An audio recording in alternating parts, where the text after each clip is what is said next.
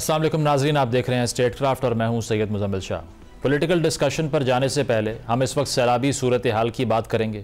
इस वक्त पंजाब के मुख्तलिफ इलाके ज़ेर आब आ चुके हैं। लाहौर, कसूर, सियालकोट, फैसलाबाद, नारोवाल और उकाड़ा में इमरजेंसी की सूरत हाल है।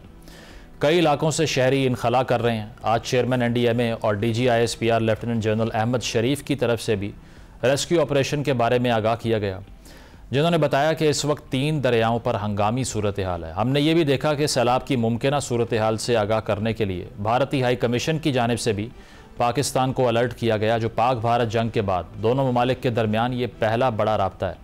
अब मौजूदा सूरत हाल, जिसे मुल्क की तारीख की बदतरीन सूरत हाल करार दिया जा रहा है, इसमें सवाल ये है कि क्या इस साल की सूरत हाल हमारे पॉलिसी साजों की तवज्जो इस संगीन इशू की तरफ मबजूल करवा पाएगी या नहीं, जिसका कमो बेशतर हर साल सामना करना पड़ता है। हम इसको मौसमियाती तब्दीली से जोड़कर इस मसले को मुल्क के दीगर मसलों की तरह एक कुदरती क्राइसिस समझकर नज़रअंदाज कर देंगे। इसी मामले पर आज हमने कौमी असम्बली कायमा कमेटी बराए मौसमियाती तब्दीली के इजलास में एक बहस भी देखी, जिसमें सेक्रेटरी वजारत मौसमियाती तब्दीली ने कमेटी को आगाह किया कि मौजूदा सूरत हाल में भारत से पानी का आना मसला नहीं। भारत के डैम्स भरेंगे तो वहाँ से पानी आएगा। सैलाबी सूरत हाल से बचने के लिए हमें डैम्स बनाने और ज़मीन के दुरुस्त इस्तेमाल की ज़रूरत है। अब मुल्क की सियासत की तरफ आएँ तो गुज़श्ता रोज़ हमने देखा कि एक तवील अरसे बाद अलीमा खान और पार्टी सेक्रेटरी सलमान अकरम राजा की बानी PTI से मुलाकात में कोई रुकावट नहीं खड़ी की गई, जिससे एक तासुर ये पैदा हुआ कि शायद मामलात किसी अंडरस्टैंडिंग की तरफ जा रहे हैं। मगर गुज़श्ता रात बानी PTI के सोशल मीडिया अकाउंट से जो तवील पैगाम जारी हुआ, इससे यूँ लगता है कि शायद अब मामलात पॉइंट ऑफ नो रिटर्न की तरफ चले जाएं, जिससे शायद PTI पर मज़ीद दबाव बढ़ेगा, जो शायद तहरीक इंसाफ के लिए बतौर पार्टी अच्छा नहीं होगा और सियासी इस्तेहकाम पर भी असरअंदाज होगा। इसके अलावा 9 मई के फैसलों से खाली होने वाली नशस्तों पर ज़िमनी इंतखाबात के बारे में जो 2 राय पाई जाती थी, इस पर हमने देखा कि सियासी कमेटी ने अपना फ़ैसला वापस लिया और अब ये फ़ैसला हुआ कि PTI इन तमाम नशस्तों पर बाइकआउट करेगी, जिससे इनके अरकान को नाअहल किया गया है। एक दूसरा फ़ैसला जो बानी तहरीक इंसाफ ने किया, वो कौमी असम्बली की पब्लिक अकाउंट्स कमेटी हो या दीगर स्टैंडिंग कमेटियाँ, इन सब की चेयरमैनशिप और रुकनीत से तहरीक इंसाफ के अरकान फिलफौर इस्तीफ़ों का ऐलान करेंगे। इसके बाद हम देख रहे हैं कि तहरीक इंसाफ के अरकान अपने इस्तीफ़े चीफ व्हिप आमिर डोगर को जमा करवा रहे हैं। अब एक ऐसी सूरत हाल जिसमें तहरीक इंसाफ को हर तरफ से दबाव का सामना है। ऐसे में PTI का इन तमाम कमेटियों से इस्तीफ़ा देना, जो हुकूमती अमूर पर चेक एंड बैलेंस रखती हैं, कितना दुरुस्त है? क्या ये PTI को फ़ैसला लेना चाहिए था? इन तमाम मौज़ूआत पर हम गुफ्तगू का आगाज़ करते हैं। आमिर इलियास राना साहब, शौकत पराचा साहब और नसरुल्लाह मलिक साहब हमारे साथ मौजूद होंगे। आप तीनों सीनियर सहाफ़ी हैं, तजिया निगार हैं। तीनों का बहुत बहुत शुक्रिया। पराचा साहब, आपसे आगाज़ करूँगा। सियासी मामलात पर गुफ्तगू होती रहती है, लेकिन एक बहुत बड़ा मसला जो पाकिस्तान को बल्कि इस पूरे ख़ित्ते को दरपेश है, वो फ़िल वक्त एनवायरनमेंट का है, मौसमियाती तब्दीली का है, ग्लोबल वार्मिंग का है। इस साल के अगर स्टैटिस्टिक्स की बात करें, तकरीबन 850 अफराद की जान जा चुकी है सैलाब की वजह से, अर्बन फ्लडिंग से, या फिर जो घर मुनहदम हो जाते हैं उस सब की तबाही भी हमने देखी। इस वक्त भी पंजाब के बहुत से शहरों में हाई अलर्ट है। मेन स्ट्रीम पंजाब के, अपर पंजाब के शहर जो हैं वो पानी में डूबते जा रहे हैं। तो इस पर आपको लगता है कि वो डिस्कोर्स, वो डिबेट मौजूद है जो कि होनी चाहिए? टिम्बर माफिया अपनी जगह पर काम कर रहा है, लैंड ग्रैबिंग भी हो रही है, इलीगल कंस्ट्रक्शंस का इशू भी है। तो हमारा जो मेन स्ट्रीम डिस्कोर्स है, जो गुफ्तगू है सारी, उसमें सियासत तो बहुत मौजूद है, लेकिन ये इस तरह के मसाइल जो गंभीर नौयत के हैं, इस पर आपको लगता है इतनी डिबेट हो रही है जितनी होनी चाहिए? बहुत शुक्रिया। और मुझे खुशी हो रही है कि आपने पहला क्वेश्चन ही सियासत की बजाय क्लाइमेट के हवाले से, रादर सैलाब से या बारिशों से या क्लाउड बस्ट की तबाही से शुरू किया प्रोग्राम आपने।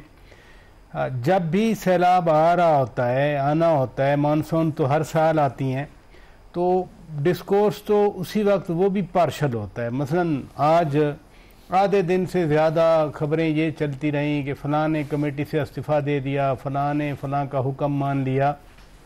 10 लाख क्यूसेक्स ऑफ वाटर अगर हेड मेराला से चलता है, हेड मेराला से खानकी, फिर कादराबाद, फिर वो चिन्योट से होता हुआ त्रिमू झांग की तरफ जाता है, तो I could just imagine, God forbid me to say, कि कितनी तबाही ले आएगा। या रावी से अगर वो 2.25 लाख क्यूसेक्स ऑफ वाटर वो ले के चलता है जस्टर से, और फिर वो शाहदरा से गुजरेगा आज रात को, फिर सतलुज सबसे बड़ा, यानी 1,80,000 वो हेड गंडा सिंह वाला से या हेड सुलेमान की से आगे जाएगा, और वो जनाब पूरा आरिफ वाला, बुरे वाला, व्याड़ी, मेलसी, हेड साइफन जो है उससे गुजर के बावलपुर की तरफ जाएगा। हेड साइफन में अगर आप वहाँ से गुजरे ना तो वहाँ सवाए दरिया के यानी पुल के नीचे, बेल्ट तो बहुत बड़ी होती है जिसको बेट कहते हैं हम लोग, तो वहाँ सवाए रेत के कुछ नहीं नज़र आती।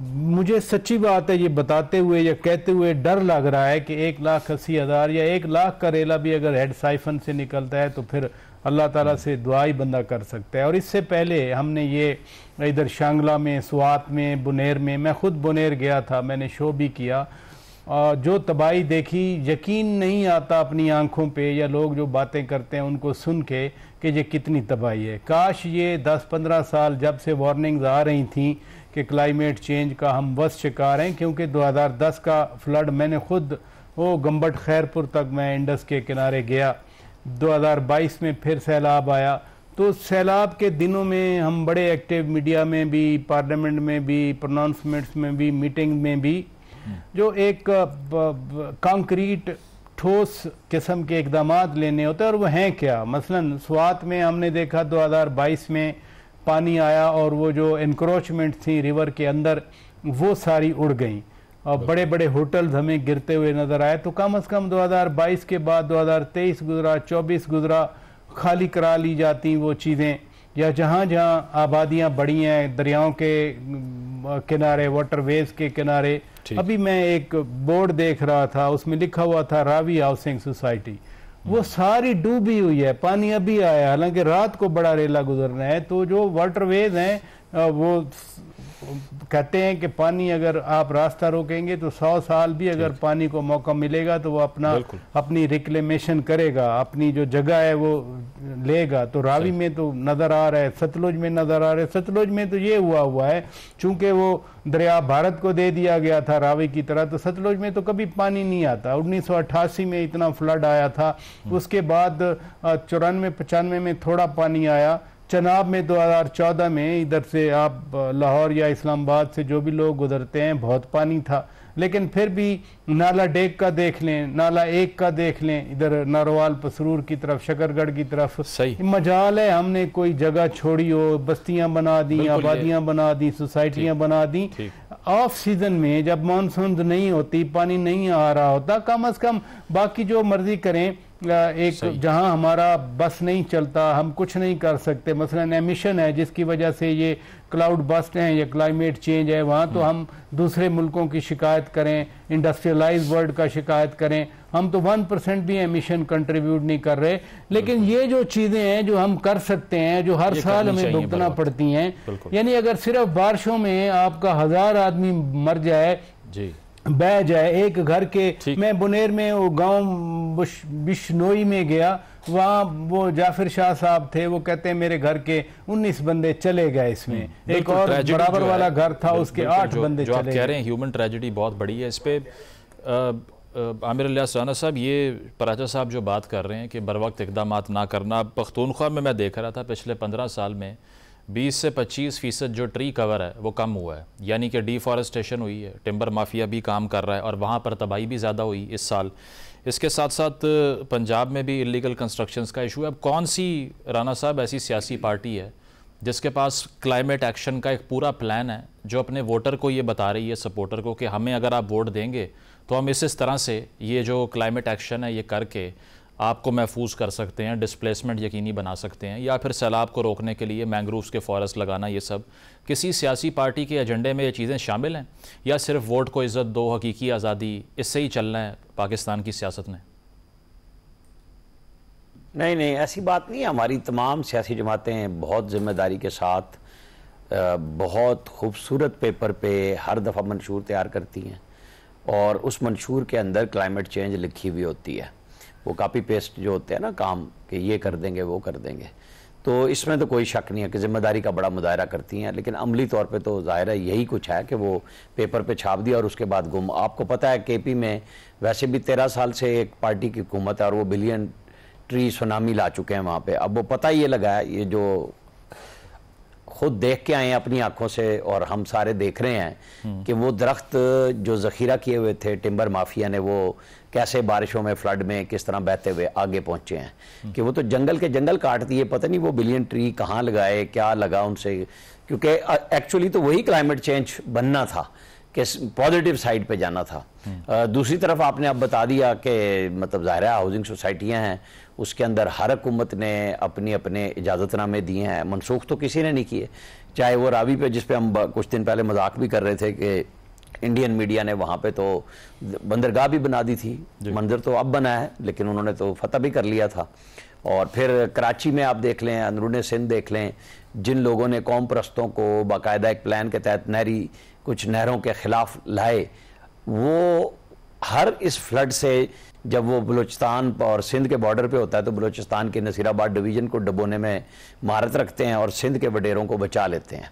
आम आदमी तो वहाँ पे भी डूबता है सिंध में, लेकिन ये पानी का जो पानी के ऊपर सियासत है। अब अगर बात बार बताई जा रही थी कि जी आप रिजर्वाइर्स बनाएं, आप नहरें बना लें, नहीं जी बिल्कुल नहीं, हमारे तो ये तो तकसीम हो जाएगी। हालांकि सिंध दरिया का नाम ये नहीं है कि वो पूरे पाकिस्तान से गुजर के कोई वो हवा में से तो नहीं गुजरता कि वो सिंध में दाखिल हो जाता है। ये जो सारी चीज़ें हैं मुश्तरका हैं, लेकिन उसके ऊपर इजारादारी बनवा के हमने खुद तबाही को दावत दी। कालाबाग डैम पे सियासत हुई, उसमें बलूचिस्तान खाम का साथ शुरू हो जाता है। जब डैम की तरफ सीरियसली बात होती थी कि जी KP में ANP ने उसे सियासत का जरिया बनाया, जनरल फजल हक मरहूम सबसे पहले उसमें इस्तेमाल हुए, और आज हम जिस पे बहस कर रहे हैं कि ना हमारे पास पानी के लिए कोई ज़ख़ीरा करने के लिए डैम है, ना छोड़ने के लिए नहरें ऐसी मौजूद हैं कि अगर आपके पास फालतू पानी आ जाए। लेकिन मैं आपको गारंटी से कह रहा हूँ ये बात कि ये भी इतने दिन ही बात है जितने दिन सैलाबी रेला चल रहा है। इसके बाद हमारी भी गुफ्तगू का महवर वहीं चला जाएगा जहां हम हर वक्त होते हैं कि हम टॉक शोज़ हों, कोई ख़बर हो, वो सिर्फ सियासत पे चलती है कि क्या चल रहा है और क्या नहीं। लेकिन इस कौम का मसला भी यही है कि यहाँ पे किसी के पास ये पायदार टाइम नहीं होता कि वो कोई पॉलिसी बनाए और उसमें 8, 10, 15 साल, बेशक एहसन इकबाल जब आते हैं वो 10-15 साल का विजन लाते हैं, लेकिन उसके अंदर एमरजेंसी इतनी पैदा हो जाती है कि वो सारे विजन साइड पे रह जाते हैं। और जो लोकल चैलेंज आते हैं सियासत के, उनके लिए अब जाहिर है अब ये जो चल रहा है पानी, ये सिंध में भी जाएगा, वहाँ पे भी तबाही होगी, वहाँ पे भी पाकिस्तानी है। तो जितने आपने प्लान किए हुए होते हैं वो सारे मंसूबे अब इस के अंदर लग जाएंगे। जो लोगों का नुकसान हुआ जाहिर है वो भी स्टेट की जिम्मेदारी है, अब उसको भरे। हम इंडिया को क्या कोसें? असल इशू सबसे पहला है कि हम अपने अंदर हमने कितनी कैपेसिटी की, क्योंकि उन्होंने तो यही कुछ करना है, चाहे आपका वो इंडस रिवर सिस्टम को माने ना माने, कुछ भी करें, लेकिन जब पानी उनके पास फालतू होगा कि उनके डैम टूटने का खतरा होगा तो वो इधर ही लाएंगे, और वो लाते हैं। चाहे 88 के बाद अब रावी को सबसे ज्यादा पानी आया है। तो ये बात तो हमारे जो सियासतदान हैं, जो हमारे पॉलिसी मेकर्स हैं, जिसमें फौज भी शामिल है, जिसमें हमारी सिविल ब्यूरोक्रेसी भी शामिल है, सियासतदान भी शामिल है और मीडिया भी है, ये सब की कोई इकट्ठ होना चाहिए कि कुछ ऐसे इश्यूज हैं जैसे आबादी बम है, उसके ऊपर कोई तवज्जो ही नहीं है कि सबसे बड़ा बम इस वक्त वो है जो पूरे पाकिस्तान के वसाइल खा रहा है और हमारी उसमें तवज्जो ही नहीं है कि हम वो कर सके। ये 4-5 बड़े इश्यूज हैं जिन पे बैठ के एक बिल्कुल इत्तफाक राय बनाना चाहिए, चाहे जैसे भी बने, और उस पर अमल दरामद होना चाहिए। आपने सही कहा, नॉन इश्यूज़ की पॉलिटिक्स यहाँ ज़्यादा चल रही है। मलिक साहब, ये जो बात राना साहब ने भी की, अब एक हॉरिजॉन्टल डेवलपमेंट के प्रोग्राम लाहौर में भी आपने देखे होंगे कि दुनिया के तमाम जदीद शहर जो हैं वो वर्टिकल डेवलपमेंट पे जाते हैं। हम एक तो एक्सपेंड करते गए, एग्रीकल्चरल लैंड को हमने ख़त्म किया। कराची की सूरत हाल ये है कि जो मैंग्रोव्स थे जिन्होंने सैलाब को रोकना था, आपने वही आधे से ज़्यादा डिस्ट्रॉय कर दिए सोसाइटियों के नाम पे, बाकी चीज़ों पे। तो इतने अगर गंभीर मसाइल हैं, स्टैटिस्टिक्स ये कहते हैं 2050 तक 60% पाकिस्तान की क्रॉप जो है वो ख़त्म हो जाएगी। अनाज आपके पास है नहीं, जो राना साहब बात कर रहे हैं कि आबादी बढ़ती जा रही है। ये सब चीज़ें इशू क्यों नहीं बन पाती एक वोटर के लिए? सोशल मीडिया पे आप बहस देखते हैं, आप तनकीद भी करते हैं उस पर अक्सर। सोशल मीडिया पे आपको ये बहस क्यों नहीं दिखाई देती? वो ये क्यों होती है कि आज इसको जेल में डाल दिया, आज उस पर नैब का केस हो गया, इससे आगे जाते नहीं हैं। शुक्रिया मुजम्मिल साहब। देखिए, पहली बात तो ये कि हमारे यहाँ परफॉर्मेंस बेस्ड सियासत नहीं होती है, हमारे यहाँ इमोशंस बेस्ड सियासत होती है। हम ये जायज़ा नहीं लेते कि अगर हुकूमतों ने, मीडिया ने, सिविल हुकूमतें हों, फ़ौजी हुकूमतें हों, उन्होंने गलतियाँ कहाँ कहाँ की हैं और उससे हम आगे कैसे बढ़ सकते हैं। बिल्कुल राना साहब ने, प्राचा साहब ने दुरुस्त निशानदेही की कि आपके पास प्लानिंग इतनी होती है कि आप मंशूर में शामिल कर लेते हैं। हर पार्टी का मंशूर कहता है कि हर किस्म के आमदन पर टैक्स लगाया जाएगा, ये पेट जुमला है, कॉपी पेस्ट वाला ना, PTI PMLN पीपल्स पार्टी के मंशूर के अंदर शामिल है। सही। लेकिन जो इक़्तिदार में आती हैं फिर अपने इन लोगों को रिलीफ देने की कोशिश में मसरूफ़ हो जाती है। अब ये जो जिन सोसाइटीज़ का हम जिक्र कर रहे हैं, जो आप भी जिक्र कर रहे हैं कि इन तमाम दरियाओं के किनारे पे और शहरों के पास बड़ी बड़ी हाउसिंग सोसाइटीज़ बन गई, ये कौन है? ये लोग कौन हैं? ये माफिया जिसे हम कहते हैं लैंड माफिया, ये कौन लोग हैं? ये आपकी हुकूमतें चलाते हैं, ये आपके इदारे चलाते हैं, ये आपके मीडिया चलाते हैं, और ये सारा उनके हाथ में है। और बाकी लोग जो है वो उनको पैसे खर्च करते हैं। आप देखें ना, इतना मुश्किल हो जाता है कि सम टाइम आप उनके खिलाफ खबर देते हुए भी अगर कहीं कोई लड़ाई झगड़ा हो जाए तो आप वहाँ की खबर भी नहीं दे पाते कि ना वहाँ पे चूँकि आपको एक बहुत बड़े फाइनेंसर आपके होते हैं। नहीं तो फिर सूबे का वज़ीर आला और मुल्क का वज़ीर आज़म भी इनका कुछ नहीं कर सकता। खान साहब मुझे याद है, खान साहब देखिए मज़ेदार बात कंट्रोल नहीं कर पाया। मैं देखिए मज़ेदार बात बताऊँ आपको, अभी आपने जिक्र किया लाहौर, चूँकि हम लाहौर में इस वक्त बैठे हैं, रावी पे लोगों को कई देहात जो हैं वो ज़ेर आब आ चुके हैं, रावी से पानी जो बाहर निकला है। कल से कैंपेन चल रही है जी कि एक वफाकी वज़ीर है, उनकी हाउसिंग सोसाइटी है, उसकी दीवार के साथ पानी आकर लग गया और देखें जी ये सोसाइटी बनी कैसी हुई। वो इस बात को भूल गए हैं कि जनाब 28 जनवरी 2022 को मुल्क के वज़ीर आज़म रावी किनारे खड़े थे और मीडिया को पुकार रहे थे जनाब इमरान खान साहब कि ऐसा शहर बनाऊंगा मैं, दुनिया हैरान रह जाएगी, ये पाकिस्तान का एक जदीद शहर होगा जो रावी के किनारे के ऊपर बनेगा, पूरे दरिया यानी रिवर को हर तरफ से कवर करेगा। और फिर उन्होंने कहा मीडिया जो है ये हाई कोर्ट को गाइड करे। मैं मीडिया से दरख्वास्त करता हूँ मीडिया हाई कोर्ट को समझाए, इनको पागल हो गए हाई कोर्ट वाले जो हमें कह रहे हैं कल पानी आ गया तो क्या होगा। यानी हाई कोर्ट अगर उसमें रुकावट बन रही है तो उसको भी समझाया जाएगा, उसको क्या पता, क्योंकि हम तो बड़ी मनसूबाबंदी लेके बैठे हुए, उनको भी ये नहीं पता था कि पानी आ गया। फ़र्ज़ करें ये जो सारा एरिया जो बेड का एरिया है ये पूरा इस वक्त एक शहर में बसा होता, आज जो पानी वहाँ पे है, मुझे बताइए कोई एक घर बचा होता? मजीद तबाही होती, एक भी घर ना बचा होता वहाँ पे। मसला ये है कि हमें ना प्लानिंग है, ना नीयत हमारी ठीक है, फिर हम ज़ाती मुफादात पे इतने घिरे हुए लोग हैं कि हमें ये होता है कि ठीक है यार मेरा काम चल रहा है ना। मलिक साहब, ये आप पॉलिटिशियंस की बात कर रहे हैं, वोटर के लिए भी 8 फरवरी के इंतखाब में क्या environment, food insecurity, population explosion मैं आपसे बड़ी माजत के साथ 2 चीज़ें अर्ज़ कर दूँ। आपका वोटर पाकिस्तान की सियासत या मजहबी कार्ड के ऊपर चलती रही आज तक, या इमोशंस के ऊपर चलती रही है, या एक दूसरे को ललकारने पर चलती रही है, या ये कि जी मैं उसको नहीं छोड़ूंगा, उसको जेल में डाल दूंगा, उसको बंद कर दूंगा। ये सिर्फ इमरान खान साहब या चले नवाज शरीफ साहब, जरदारी साहब का मसला नहीं है। नीचे गांव देहात में चले जाएं, क्या होता है? एक MLA कहता है कि जनाब मैं इधर को एक भी बंदा नहीं छड़ूंगा, दूसरा कहता मेरे कारकुनों हाथ ला के विखा, मैं तेरा हाथ वड़ देंगा। यानी इस किस्म की जो सियासत जितनी जो पढ़ के मारने वाला होता है वो पॉपुलर होता है। इसलिए कि एक बात ये ज़ेहनशी रहनी चाहिए कि नफरत हमेशा पॉपुलर होती है। बिल्कुल, जितनी आप नफरत फैलाएंगे पॉपुलर होते चले जाएंगे, लेकिन नफरत सोसाइटी तबाह कर देती है। वो ना आपकी जमहूरियत चलने देती है, ना आपकी वो सोसाइटी को बनने देती है, ना डायलॉग रहने देती है। डायलॉग क्यों खत्म होता है? जब आप नफरत फैलाते हैं। जितनी आप नफरत फैलाते जाएंगे आप बड़े आराम से किसी को समझाएं। देखिए आप भी प्रोग्राम करते हैं माशाल्लाह, आपका प्रोग्राम दुनिया देखती है। आमिर इलियास राणा साहब कुछ लोग सुनते हैं, प्राचा साहब अपना प्रोग्राम करते हैं, लोग उनको सुनते हैं। इन आप तीनों मुझे एक बात बता दें, जिस दिन आपको बड़ा अच्छा सा सोच के कि आज हमने प्रोग्राम ये करना है कि जनाब जिस सोसाइटी को गाइड करना है, रहनुमाई करनी है, वो बड़ा पॉजिटिव प्रोग्राम करना है ताकि लोगों में जो है वो डिबेट हो, लोगों के अंदर जो है एक बातचीत हो हकीकी इशूज़ पे। मुझे बताइए लोग आपसे क्या कहते हैं? सर जी बड़ा ठंडा जा प्रोग्राम किया था। ऐसे ही नहीं, सोशल मीडिया इसकी बहुत बड़ी मिसाल है ना कि आप इन मसाइल पे बोलेंगे तो जब आपकी सारी सियासत ही इन चीज़ों पे चली जाए। मुझे आप बताइए अमेरिका और चीन की कितनी मुखालफत है? कभी आपने सुना कि चीन को छड़ांगा नहीं मैं या अमेरिका नहीं छड़ांगा? कभी आपने सुना इंडिया और चीन की कितनी बड़ी मुखालफत है?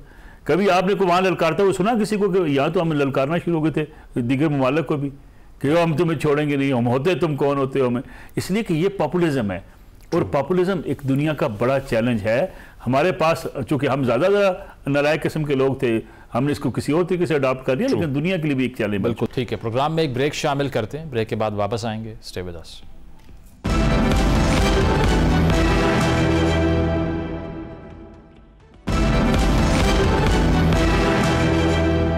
वेलकम बैक नाजरीन, डिस्कशन को कंटिन्यू करते हैं। ज़िमनी इंतखाब का पराचा साहब अब डिबेट जो है वो खड़ी हो चुकी है।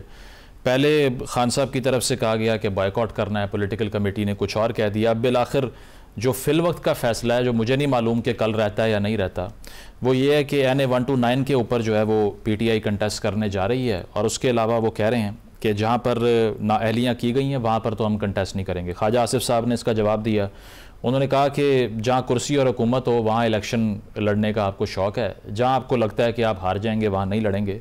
ये फ़ैसला ठीक है ज़िमनी इलेक्शन के बायकॉट का? ये एडवेंचर बाकी पार्टीज़ ने किया, बेनज़ीर साहिबा ने 85 के इलेक्शन में किया, पछताई बाद में।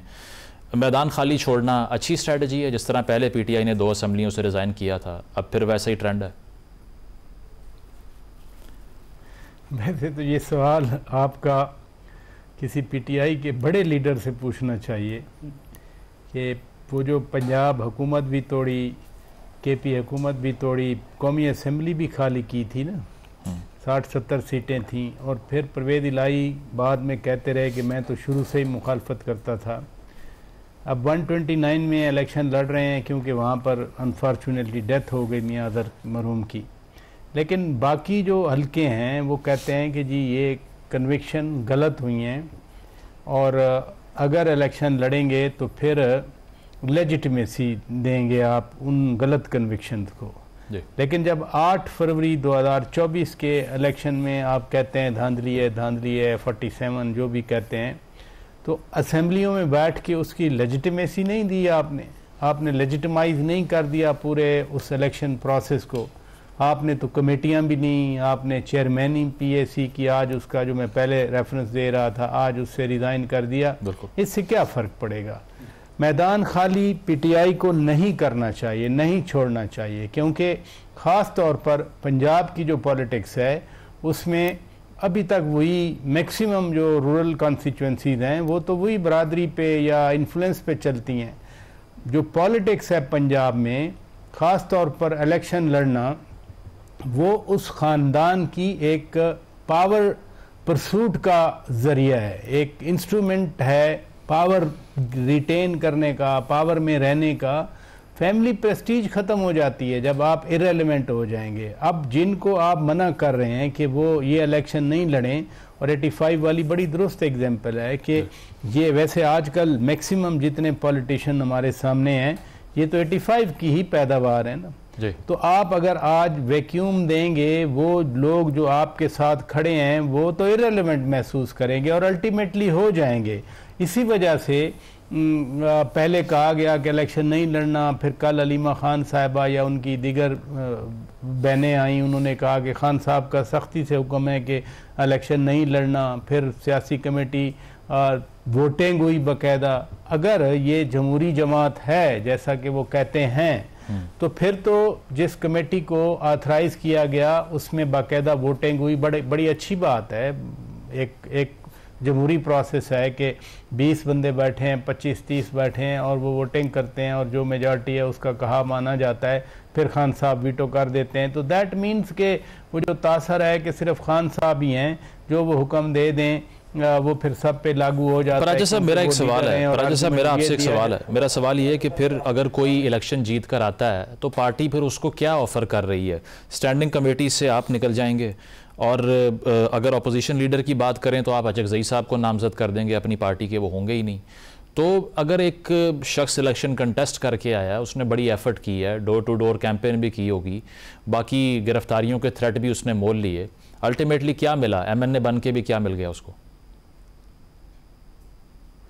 नहीं, वैसे तो जो अपोजिशन में बैठते हैं कमेटी में भी मसलन क्या होता है, खाली एक PAC की एक वेटेज है, बाकी तो कमेटीज़ ही हैं, जिम्मेदारी है। लेकिन बात ये इम्पोर्टेंट बात ये है कि आप असेंबली में मौजूद हैं और अब जो ज़मीनी इलेक्शन है उसका बाइकआउट कर रहे हैं, यानी आप असेंबली में रहना चाह रहे हैं या नहीं रहना चाह रहे। फिर आप कमेटियों में नहीं रहना चाह रहे, असेंबली के अरकान हैं आप, जब तनख्वाह बढ़ानी हो, पक्ष बढ़ानी हो, वहाँ पर तो आप वोट दे देते हैं क्योंकि ज़ाहिर है इंटरेस्ट है और कहा जाता है कि जी वो इतना खर्चा हो गया, इतना खर्चा हो गया।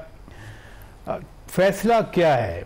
आपने जमहूरी अमल का हिस्सा हैं, यस हम हैं, क्योंकि हमने इलेक्शन में हिस्सा लिया, एहतजाजन जो है हम उन सीट्स पे बैठ गए। हमने जो अगले कॉन्स्टिट्यूशनल प्रोसेस थे, स्पीकर का इलेक्शन था, डिप्टी स्पीकर का था, चेयरमैन सेनेट का, डिप्टी चेयरमैन सेनेट का, आपने उनमें भी हिस्सा लिया। और ऐसी भी शफाफियत नहीं है। जब चेयरमैन पिछले चेयरमैन के खिलाफ तहरीक अदम एतमाद आई थी, 65 खड़े हुए थे, 50 वोट निकले थे और आपने नारे लगाए थे कि हमारा बंदा जीत गया। यूसुफ रज़ा गिलानी साहब जब पिछली बार बनना चाह रहे थे 7 वोट ही कैंसिल करवा दिए। मेरे इसमें अभी तक वो बैलेट है, वो तो बड़ा जेन्युइन बैलेट है, लेकिन फतवा दिलवा दिया कि नहीं ये तो वोट कैंसिल हो गए। इसलिए ये बात नहीं है कि कुछ प्रिंसिपल्स हैं, अगर वो प्रिंसिपल्स हैं तो उस वक्त उन प्रिंसिपल्स पे मजम्मत करनी चाहिए, उन प्रिंसिपल्स पे अपॉलोजी करनी चाहिए कि हाँ ये प्रिंसिपल हैं। लेकिन मैं सिर्फ इतना कहना चाह रहा हूँ कि पीटीआई के पास अभी भी टाइम है, वो रिकंसिडर करें, खान साहब को मनाएं, वो बाई इलेक्शन में हिस्सा लें, जीते, अगर बहुत मकबूलियत है जिस तरह कहते हैं वो सीटें लेके वापस आए, उनका पर्सपेक्टिव और स्ट्रांग होगा कि देखें ग्राउंड लेवल पे हमारी मकबूलियत है, हमें निकाला गया, हमें गलत तरीके से निकाला गया, हम देखें अवाम ने हमें वापस भेज दिया, 9 मई वाले उस पर निकाला गया था, अवाम ने हमें वोट दे के दोबारा भेज दिया। इससे पार्टी का अपना इमेज परसेप्शन ज़्यादा बेहतर होगा बजाय इसके कि रूठ कर बैठ गए। इस पे राना साहब आपका क्या पॉइंट ऑफ व्यू है? एक तो अब 2 किस्म की कॉन्फ्लिक्ट्स भी हमने देखी हैं। गंडापुर साहब को कल रात जो ट्वीट हुआ खान साहब के अकाउंट से, उसमें उनको एड्रेस करके ये कहा जा रहा है कि आपको सुप्रीम कोर्ट जाना चाहिए था, मुझसे मुलाकात की परमिशन लेनी चाहिए थी, बजट पे भी आपने मुझसे मुशावरत नहीं की। तो इसको क्या समझें? ये मैसेजिंग हो रही है कि वो सख्त नाखुश हैं गंडापुर साहब से और बहुत जल्द वो कोई डायरेक्टिव दे देंगे इस बारे में। और दूसरा जो कॉन्फ्लिक्ट था वो सलमान राजा साहब का हमने देखा, इस्तीफ़ा पेश करने का उन्होंने ट्वीट किया और अलीमा खान साहिबा से उनकी बहस और तकरार के फिर रूमर चलते रहे। अब वो डिनाई कर दिया गया और अब कहा गया कि नहीं वो तो हमारे फैमिली मेम्बर की तरह हैं। तो किस बात पे ये कॉन्फ्लिक्ट था? बॉयकॉट की वजह से आपको लगता है कि पार्टी में डिसएग्रीमेंट था खान साहब की ओपिनियन से? बाइकआउट की वजह से डिसएग्रीमेंट तो यह है कि इमरान खान ने एक ऑर्डर किया और उनकी पॉलिटिकल कोर कमेटी ने उसको रिजेक्ट कर दिया और कहा कि खान साहब से दोबारा बात करें कि हमें इलेक्शन लड़ना चाहिए। उसको वीटो एक किस्म का कर दिया इमरान खान ने। और आपने ठीक कहा कि अब तक तो ये फैसला है, क्योंकि इमरान खान खुद CML हैं, कैंसिल माई लास्ट स्टेटमेंट वाले वज़ीर आज़म भी थे और आज भी हैं कि यू टर्न तो अच्छा होता है। तो इमरान खान साहब की सियासत के ऊपर आप पायदार बात नहीं कर सकते, लेकिन मसला यह है कि आप तजर्बात से सीखते हैं। आपने परवेज़ इलाही साहब से वो काम कराया जिसका खमियाजा वो आज भी भुगत रहे हैं, यानी असम्बली तोड़वाई। उन्हें लाहौर चिड़ियाघर से 7-8 अरकान पंजाब असम्बली इस बुनियाद पे दिए गए थे कि आप एतमाद का वोट लेंगे और नहीं तोड़ेंगे। जब उन्होंने तोड़ दी और जिनके एतमाद को नुकसान पहुंचाया उससे आज तक वो भुगत रहे हैं, जेल भी गए और जेल के बाद भी खामोश बैठे हुए हैं। तो जो चौधरी फवाद हैं वो कहते हैं कि मैं नहीं, शाह महमूद कुरैशी का ब्रेन चाइल्ड था एक्चुअली पीछे से कि असम्बली तोड़ दी जाए, लेकिन फ्रंट पे तो वही खेल रहे थे इसके ऊपर।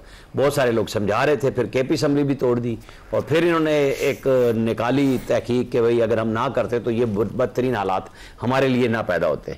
तो खान साहब अपनी पार्टी को, चूँकि जाहिर है कि उनके नाम पर पार्टी है, उनके अपने वोटर हैं, वो वहीं पर फिर लेके जा रहे हैं।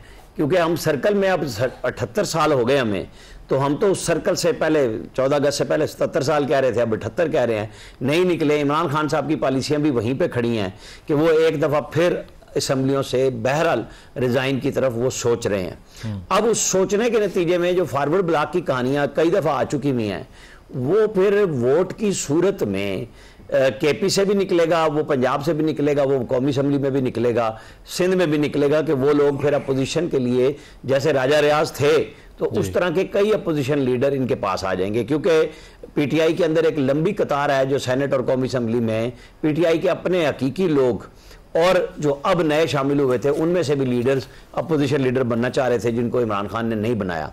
तो वो नाराजगियां और अंदर तलखियां लेके बैठे हुए हैं। तो ऐसे में फिर मशवरा ठीक नहीं होता कि जब आप जा रहे हैं और खान साहब की अपनी एक फैसला है कि मैंने इस्तीफा दिलवाना है, तो और जो कल उन्होंने ट्वीट किया जिसका आपने गंडापुर साहब के हवाले से कहा, उसका पहला हिस्सा भी देख लें कि वो क्या कह रहे हैं, कि वो किसको कह रहे हैं कि फील्ड मार्शल मुझसे माफ़ी मांगे और मैं बजाय कि मैं माफ़ी मांगूं।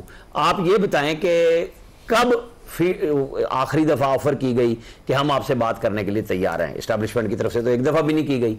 ये हुई कि आप माफ़ी मांगे, सिद्ध के दिल से 9 मई के ऊपर और जाके सियासतदानों से बात कर ले, हमारा काम नहीं है। तो ये किसको, वही बात एब्सोल्युटली नॉट वाली कहानी, खेलने वाली बात है कि मैं इतना तकड़ा हूं और मैं नहीं मान रहा। तो जो आपकी जिद है पाकिस्तान से बड़ी तो नहीं होनी चाहिए। राना साहब, इसके अलावा जो सलमान राजा साहब का जो इशू है उसकी क्या बेसिस लगती हैं आपको? उसमें भी कंफ्यूजन है। जी मैं आ रहा हूं। जैसे मैंने गंडापुर साहब का कहा ना, तो ये कहानी वहीं पे है कि गंडापुर साहब के भाई ने क्लेम किया कि वकला को पैसे हम दे रहे हैं, और सलमान अकरम राजा साहब कहते हैं कि हम वकला पैसे नहीं ले रहे। अलीमा खान साहिबा के पास जो डोनेशन आ रहा है वो भी वकला को जा रहा है। ना ये पता चल रहा है वो पैसा आया कितना, गया किसको, और जिनको मिलना था वो कह रहे हैं हम तो मुफ्त लड़ रहे हैं। अच्छा, मुफ्त का वकील तो वैसे भी आपको पता है, सारी दुनिया कहती है कि वो नहीं रखना चाहिए। वो फिर वो कुछ करता है जो इमरान खान साहब के साथ 2 साल से हो रहा है कि वो वहाँ पहुँचा दिया। वो अच्छी मिसाल नहीं है, लेकिन वो है ना कि वो किसी से 2 लाख रुपए में सजा दिलवा ली और कोई 10,000 रुपए में जो वकील था उसने कहा ये काम तो मैं भी कर सकता था। तो ये मुफ्त के वकील पीटीआई को बड़े भारी पड़ रहे हैं, पार्लियामेंट में भी आ गए हैं। ये बात इमरान खान के समझने की है कि बड़े सिद्ध के दिल से लोगों के साथ बात करें, मैसेजेस करें। लोगों को जब आप ओपनली ये ट्वीट करवा सकते हैं तो खत भी जा सकते हैं ठीक कि भाई ये लोग हैं। जैसे अली अमीन गंडापुर को पुकारा है कि बदरिया सुप्रीम कोर्ट आओ, हालांकि अली अमीन गंडापुर जिस वक्त चाहें, जब तक आपने ये आजमाइश उनके लिए नहीं बनाई थी कि आपने नहीं मिलना एस्टैब्लिशमेंट से, वो आके मिल लेते थे। आपने उनका वो रास्ता भी बंद कर दिया। यानी आप कह ये रहे हैं कि अदालतों से इजाजत लो, बराह रास्त इंतजामी तौर पे मत आओ। तो वो अली अमीन के लिए भी मुश्किल बना रहे हैं, उनकी सियासत के लिए भी बना रहे हैं। इस पाकिस्तान में तो जाहिर है सियासत फंसी खड़ी है। अब आप उसको मकबूलियत के नाम पे कहें कि जी मैं सबसे बड़े फैसले खुद करूंगा और फिर उसका नतीजा आपके हक में किसी सूरत में ना आ रहा हो, मुझे तो नहीं समझ आ रही कि इमरान खान साहब अपनी जात के अलावा कुछ और सोच रहे हो। प्रोग्राम में एक ब्रेक शामिल करेंगे, ब्रेक के बाद वापस आते हैं। Stay with us.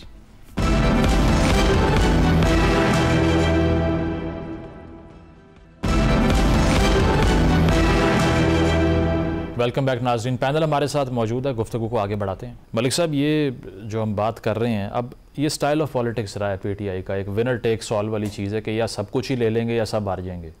अब यहाँ पर भी आप देख लीजिए कि स्टैंडिंग कमेटीज़ हों आपके पास, पब्लिक अकाउंट्स कमेटी हो, उससे पीछे हटना, ज़िमनी इलेक्शन का बॉयकॉट करना, फिर साथ साथ कल ये ख़बर सामने आती है कि वकला और फैमिली से 3 महीने बाद मुलाकात कराई है खान साहब की, और जिस पे बैरिस्टर गौहर साहब ने कहा कि सहूलियात बहाल हो गई हैं, किताबें उनको दे दी गई हैं। पहले तो वो FIR दर्ज करने का ख़त लिख चुके हैं कल की अगर ख़बर की बात करें, लेकिन ये सारा कुछ मिलने के बाद रात को फिर एक ट्वीट आ जाता है। तो फिर what is PTI aiming at? सितंबर में वो कह रहे हैं हम दोबारा एहतजाज करेंगे। ट्वीट का मसला तो ये, खान साहब पैनिक है। खान साहब चाहते हैं कि मामला जल्द सेटल हों और वो बाहर आ जाएं। जब उनको इस तरफ मामला बढ़ते हुए दिखाई नहीं देते तो फिर वो हर 2-3 महीने बाद एक ऐसा ट्वीट करने की कोशिश करते हैं कि जिसके नतीजे में इस्टेब्लिशमेंट दबाव में आ जाए और उनके मामला फौरी सेटल हो जाएं। ट्वीट इसके अलावा और कुछ नहीं है। अच्छा। खान साहब उस गुस्से में हैं। वो देखें, खान साहब आज भी अपने आप को प्राइम मिनिस्टर समझते हैं। ये खुद परस्ती जो होती है ना, बड़ा मर्ज होती है। वो आज भी कहते हैं मुझे आके ब्रीफिंग लो, मुझे आके सूबे की परफॉर्मेंस बताओ। भाई ठीक है, वो लीडर हैं, वो ठीक है, वो पॉपुलर हैं, सज़ा याफ्ता है। आप इस बात को छोड़ दें, एक लम्हे के लिए भूल जाएं कि इमरान खान साहब की सज़ा दुरुस्त है या गलत है, लेकिन किसी कानून के तहत किसी अदालत ने उन्हें सज़ा दी हुई है। एक सज़ा याफ्ता मुजरम कहता है कि जनाब मुझसे आके सूबे की हुकूमत मुझसे चलवाएं। यानी इससे बड़ा मजाक क्या हो सकता है? वो कह सकते हैं कि भाई मेरा मुकदमा मेरे खिलाफ गलत सजा हुई, मैं अपील में जाऊंगा, मैं रिहा के आऊंगा, मैं अपने मामला देखूंगा। मलिक साहब, यहाँ होता तो गुजारिश है, नवाज शरीफ साहब जब लंदन में थे उनसे वहाँ मुशावरत करते थे। नवाज शरीफ साहब जमानत पे बाहर थे, बाहर आ जाए, जरूर मुशावरत करें। देखें ना, नवाज शरीफ साहब अगर जेल में बैठ के कहते कि जनाब शहबाज शरीफ साहब आए मुझसे बजट की ब्रीफिंग लें, तब भी गलत होता। अच्छा। आपको याद होगा एक ज़माने में नवाज शरीफ साहब गए 90 शाहरा कायद-ए-आज़म पे, तो जाके वो उन्होंने मीटिंग ले ली पंजाब काबीना की। खान साहब ने उस पर पूरी तकरीर झाड़ी बहुत बड़ी, ये जनाब कौन साहब होते हैं जाके वहाँ पे सदारत करने वाले पंजाब काबीना के। फिर यही इमरान खान साहब जाके परवेज़ खटक साहब की काबीना की कुर्सी पे बैठ के सदारत किया करते थे। मसला ये है कि खान साहब चूँकि हमारे यहाँ जो सोशल मीडिया का फ़ैन क्लब है उसको ये चीज़ें बाज़ को नज़र नहीं आती। भाई किस हैसियत से खान साहब ये मुतालबा कर रहे हैं कि जनाब उनको निज़ाम हुकूमत वहाँ की जो इस वक्त टेररिज्म की सूरत हाल है, वहाँ पे जो एडमिनिस्ट्रेशन का मसला है, वो अली अमीन गंडापुर साहब जाके उनसे जेल में उनसे मुशावरत लें और उसे अहकामात जारी लें। इसलिए आप उसको इस नज़र से देखिए। दूसरी बात, वे आउट पे आ जाए। देखिए दूसरी बात ये, खान साहब वे आउट बड़ा आसान था। खान साहब को ये लड़ाई जो है ये पाकिस्तान के अस्करी इदारों के साथ सिक्योरिटी के साथ नहीं लड़नी चाहिए थी। और आज तक वो आप मुझे बताइए शहबाज गिल साहब बैठ के क्या करते हैं? ये सारा दिन आपकी मुशावरती कमेटियों में भी शामिल हैं, आपकी टेलीफोन कॉल्स उनको जाती हैं। यानी जो शख्स मुल्क की सिक्योरिटी के ऊपर जो इंडियन बयानिया को तरवीज दे रहा हो, जो पाकिस्तान की सलामती पे हर रोज़ कोई ना कोई ऐसी बकवासियात कर रहा हो, आप उसको समझते हैं वो हमारा लीडर है और हम उसको पार्टी से मुशावरत में शामिल। तो आपका मशवरा फिर वही है जो सुहेल वड़ाई साहब देखिए, मैं नहीं कहता साहब भी दे रहे हैं। सुहेल वड़ाई साहब ने कोई बुरा मशवरा नहीं दिया था उनको। भाई आपको अपनी इस चीज़ से निकलना होगा। अब टकराव आप करें ना, सियासी टकराव करें। आप बंदूक बरदार बन के टकराव करेंगे, आपको उससे क्या हासिल होगा? अभी आप देखें ना, ये जो उनका ट्वीट है उसमें से वो क्या हासिल करना चाहते हैं? भाई आपके मुकदमात हैं, आपके मामलात अगर बिगड़े हुए हैं, आप उन मामलात को ठीक करें। लेकिन खान साहब का मसला, वो खुद परस्ती में इंसान बहुत पागल हो जाता है। ये इशू है सबसे बड़ा इस वक्त। और जो आप कहते हैं ना फैसले क्यों नहीं हो पा रहे, इलेक्शन लड़ेंगे नहीं लड़ेंगे, इमरान खान साहब में ये खूबी कह लें, ये खराबी कह लें, खान साहब ने पार्टी बनने ही नहीं देनी। अगर आप समझें कि पाकिस्तान तहरीक इंसाफ बतौर पार्टी बन जाएगी तो आप किसी भूल का शिकार हैं। खान साहब को कोई सेकंड इन कमांड नहीं चाहिए। खान साहब को पार्टी के अंदर कोई इत्तेहाद नहीं चाहिए, कोई पार्टी के अंदर उन्हें कोई तंजीम नहीं चाहिए। खान साहब को एक बिखरी पार्टी, लड़ते हुए लोग, एक दूसरे से गिले करते हुए, एक खान साहब को तो इस बात में भी गुस्सा आता है कि जनाब मैं जेल में हूँ, कैमा कमेटी की जनाब ये चेयरमैन बन के गाड़ियाँ चला रहे हैं, ये मज़े ले रहे हैं। तो खान साहब अपनी पार्टी के लिए, खान साहब जो है वो सिर्फ एक ही हैं। वो कहते हैं जी पार्टी के अंदर इंतशार रहेगा, लोग लड़ते रहेंगे, लोग मेरे पास आके शिकवे करेंगे, कोई कहेगा जी सलमान अकरम राजा ने ये कर दिया, चलो ठीक है देख लेते हैं। खान साहब को ये डिवाइड रूल और एक दूसरे को, जब पता है एक बीमारी होती है, आप राना साहब या मुझे नाराज़ ना हो जाए अपना प्राचा साहब, एक बीमारी होती है जहाँ इंसान हर बंदी की तजलील करके इंजॉय करता है। अच्छा। खान साहब को वो बीमारी लाक है, जहाँ तजलील करके लोगों को लेट डाउन करके बंदे को सुकून और मज़ा आता है। खान साहब उस बीमारी का शिकार है। मतलब ओवरऑल आप कह रहे हैं कि पार्टी की जो पॉलिसीज़ हैं उस पर जो इफेक्ट है खान साहब के स्टाइल ऑफ पॉलिटिक्स का, वो नेगेटिव आ रहा है, उनको मज़ा आता है इन चीज़ों से। ठीक है, बहुत बहुत शुक्रिया नसरुल्लाह मलिक साहब, आमिर इलियास राना साहब शौकत पर मौजूद थे। अब देखना ये है कि PTI ने ये जो रास्ता लिया है बॉयकॉट का, और साथ ये कहा है कि कंटेस्ट करने का मतलब ये है कि नाअहलियों को तस्लीम कर लेना, लॉन्गर रन में इसका कितना फ़ायदा होता है और एहतजाज की जो उम्मीद है वो कितनी कारगर साबित होती है। एक ब्रेक शामिल करेंगे, ब्रेक के बाद वापस आते हैं। Stay with us.